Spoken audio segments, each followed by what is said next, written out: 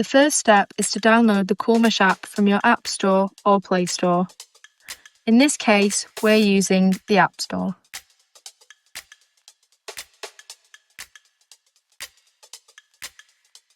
Once downloaded, you're going to open the app and allow for the use of Bluetooth.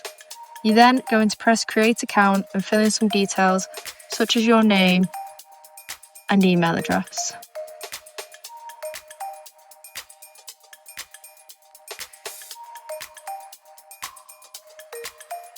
You're then going to request the verification code.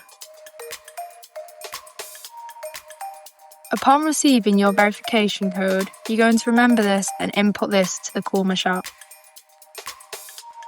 You're now going to input your verification code.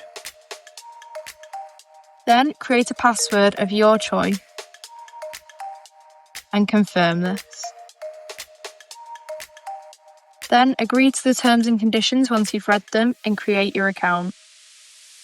Your account is now created and you can start using the Koolmesh app.